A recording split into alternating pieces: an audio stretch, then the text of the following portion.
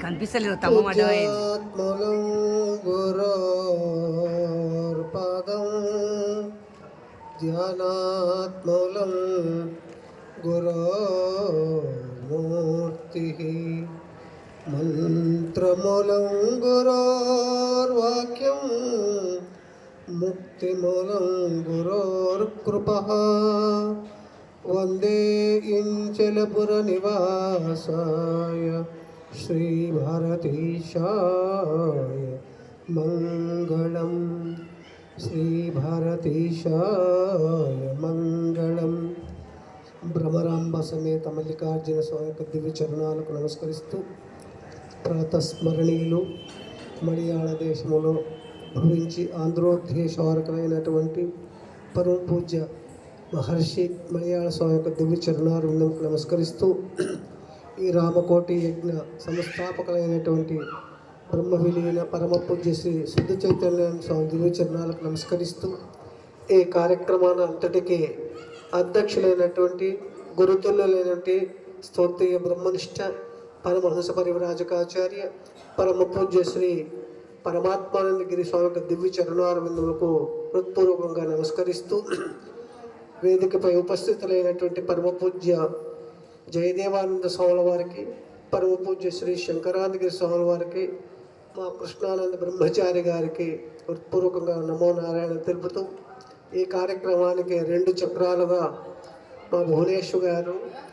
మా శివారెడ్డి గారు వాళ్ళ గృహస్థులుగా ఉంటూ వాళ్ళకు ఒకే ఉద్దేశం, మన హిందూ ధర్మము సనాతన ధర్మము ప్రతి ఒక్కరికి తెలిసి ఎట్లయితే ఈ శాశ్వతమైన ఆనందమైనటువంటి ఈ ధర్మాన్ని గురించి యజ్ఞ యాగాదులు మహాత్ముల దర్శనం చేయించి మన యొక్క పరివర్తన చేయాలన్నటువంటి తపనతో 100వ యజ్ఞం పరమ పవిత్రమైనటువంటిది శక్తిపీఠం మళ్ళీ జ్యోతిర్లింగం ఉన్నటువంటి శ్రీశైలంలో మనందరం ఉండడం కూడా పునర్జన్మకు మనం జన్మ చేసుకునేందుకు సుఖమైనటువంటిది.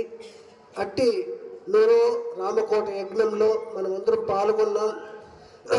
ఇప్పుడు ఒక చిన్న సంకీర్తన చెప్తాం, సాయంకాలం విషయం చెప్పుకుందాం. శివ శివ శివ శివ శంకర శివ శివ శివ శివ శివ శంకర శివ హర హర హర హర శంకర శివ శివ శివ శివ శివ శంకర శివ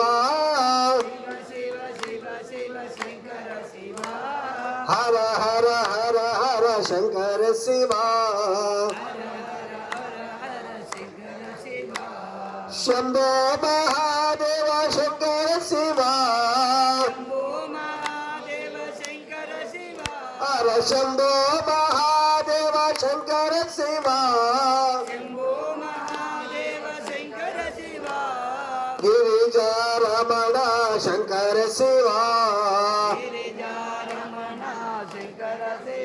హర గిరిజా రమణ శంకర శివ గిరిజా రమణ శంకర శివ కైలాసవాస శంకర శివ కైలాసవాస శంకర శివ కైలాసవాస శంకర శివ కైలాసవాస శంకర శివ నంది వాహన శంకర శివ నందివాన శంకర శివ శివ శివ శివ శంకర శివ శివ శివ శివ శివ శంకర శివ హర హర హర హర శంకర శివ హర హర హర హర శంకర శివ త్రినేత్రధార శంకర శివ త్రినేత్రధార శంకర శివ త్రినేత్రధార శంకర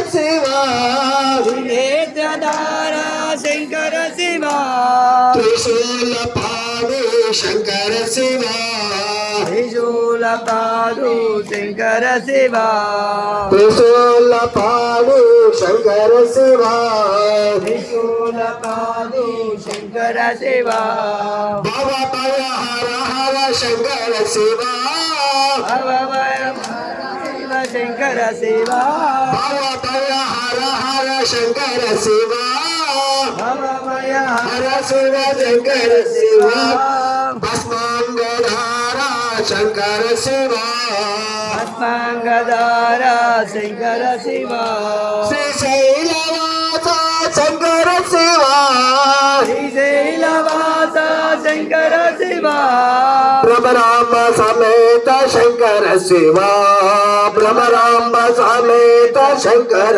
శివ హర శివ శివ శివ శివ శంకర శివ హర హర హర హర శంకర శివ బోలో శంకర భగవానికి. ఒక చిన్న మాట చెప్పుకొని అదే విషయాన్ని సాయంకాలంలో మనం విశేషంగా చెప్పుకుందాం. మనం తాళపు చెవి ఉంటుంది, తాళం వేస్తాంగా, తాళం వేసేక ఒక తాళం తీసేక ఒక తాళం ఎక్కడైనా ఉంటుందా? ఉండదు ఆ? ఉండదు. ఒకటే తాళం కదా, ఇటు వేస్తే ఒక తాళం, ఇటు తీస్తే వేయడానికి ఒకటే.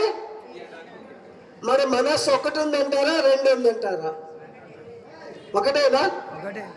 మరి ఉపనిషత్తులు ఏం చెప్తుంది? ద్విధం ప్రోక్త శుద్ధం అశుద్ధమేవ చ. అశుద్ధం విషయ సంకల్పం, శుద్ధం అందుకే శుద్ధమైన మనస్సు, అశుద్ధమైన మనస్సు. అందుకే మనయే మనుష్యాణం కారణం బంధ మోక్షయో.